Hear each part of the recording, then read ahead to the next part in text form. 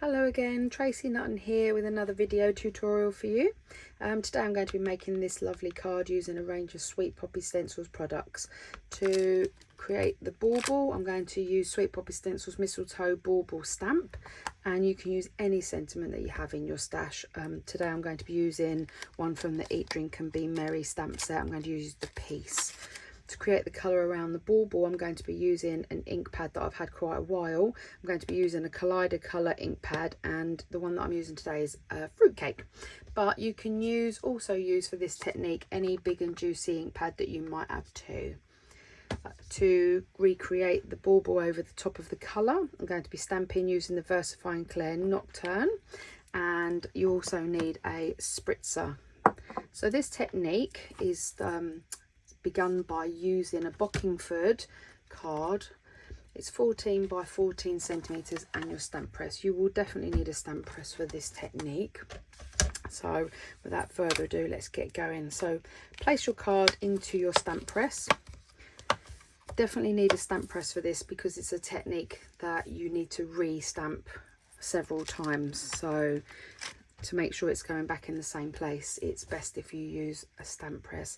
You place your stamp down wherever you fancy on your piece of card. Going to leave a little bit of space, hopefully, for the sentiment. I need to just wiggle this over a little bit, and then I can pop my last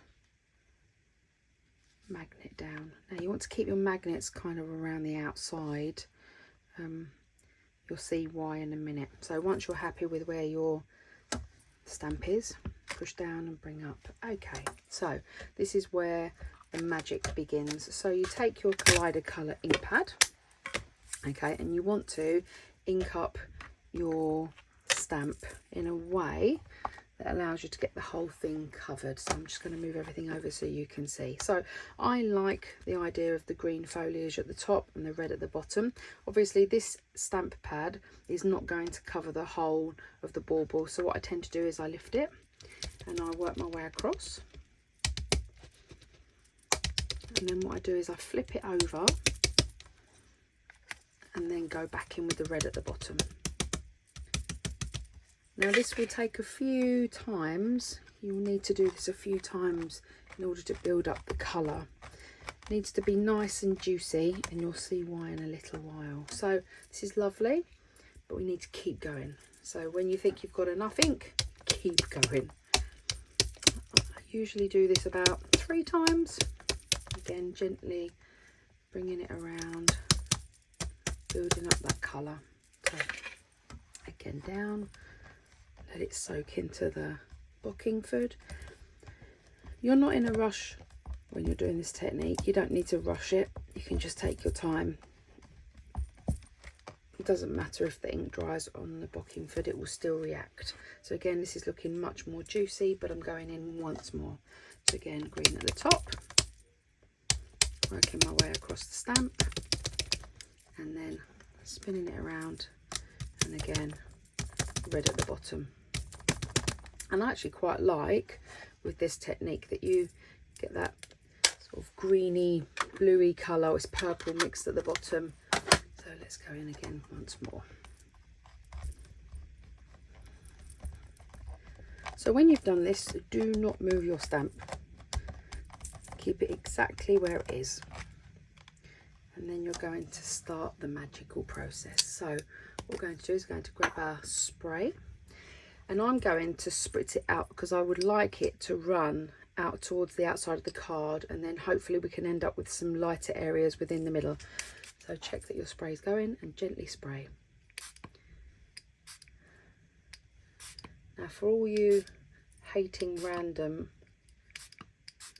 kind of people, which is me, unfortunately this is all you're going to get with this, is random. I quite like that. Do I go again? Do I not go again? Maybe one more little spritz. There we go. So now you just need to wait a little bit. But what you can do is you can grab a kitchen towel and just make sure that you mop up any areas that you don't like, because you don't want mud. You don't want it to look a bit horrible. So I'm not a fan of this bit here. So I'm just going to gently go in and lighten it. Dab it away. Nice and gently. But I do like the rest of that. So once you're happy with it, then you take your heat gun, and again, not moving anything. You're just gently going to just dry off your area. Lift it around a bit. Your card will buckle, it will move a little bit, but hopefully once you finish spraying, you can move your magnets in a little to try and keep it where you'd like it to stay. So here I can just press down and help the drying process.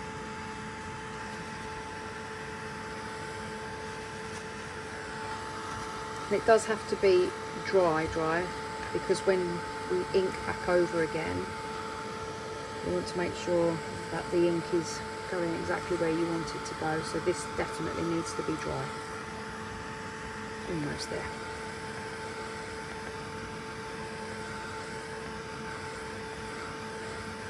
Once you're happy with it, and once you know it's dry, then what you need to do is you need to take your VersaFine Nocturne, and then you're going to go over your ink and go over and ink your stamp even. So sorry.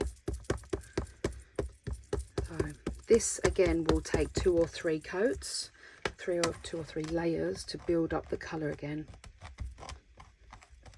And notice the way that I didn't wipe my stamp in between, it's absolutely fine. Again, this whole process is done without it moving.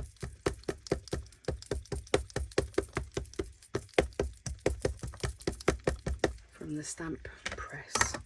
So again, let's give it a press. It's quite a quick technique. Have a little look.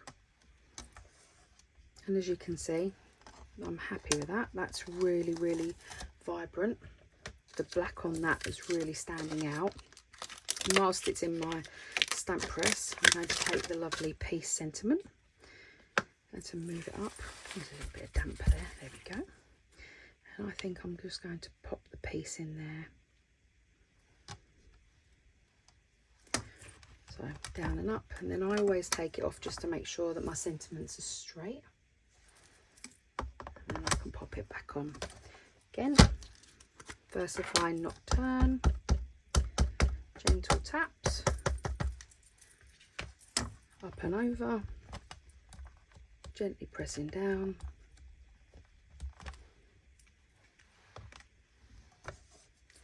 One more.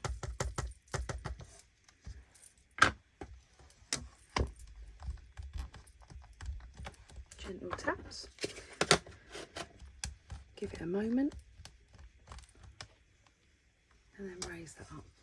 Now, as you can see, that card looks like it's almost done, but there is one other thing that I did whilst I was doing this card.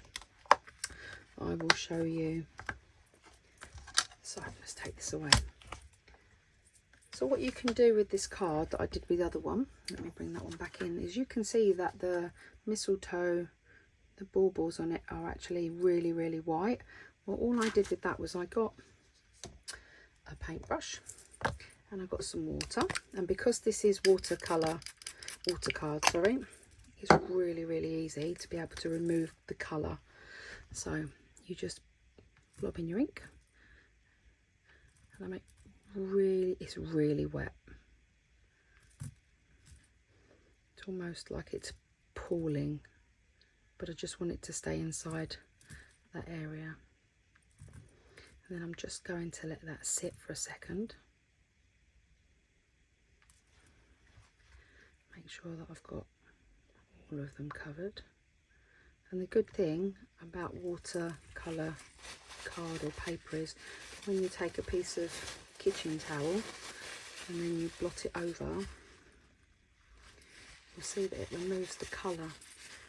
And it's a technique that you just need to be patient with. I know everybody might panic and think, oh no, take it off, it's going to ruin your work, but actually just let it sit there. Just a couple more.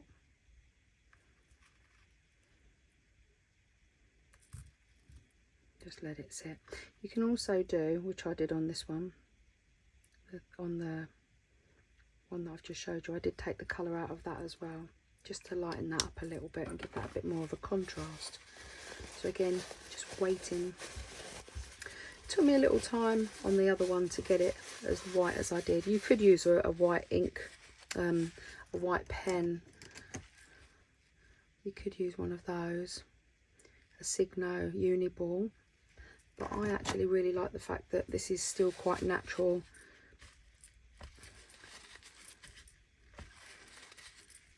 I've got just a little tiny area just at the top of this bauble that I'd like to remove.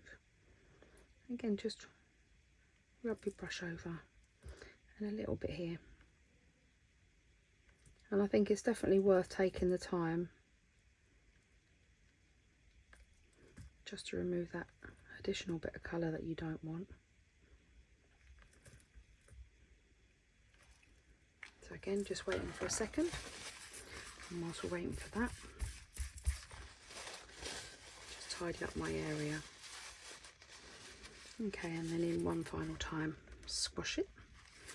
And you can see that's still bringing out lots and lots of colour. And again, now all I'm going to do with this before I put it onto my card is just give it a quick dry. Go backwards and forwards so as not to distort the card too much.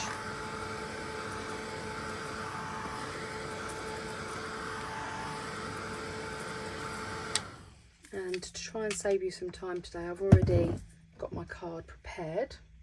So all I need to do is bring in my card base. As you can see, I've already matte and layered everything up, and then I'm just going to pop my final topper into the space. So I'm going to use glue today. The reason why I'm using glue is because the card has warped a wee bit, and sometimes when you use a double-sided tape you still don't seem to get a really flat surface when you push down. Sometimes I find it still bobbly in the middle, so very carefully making sure that my card is opening up the right way.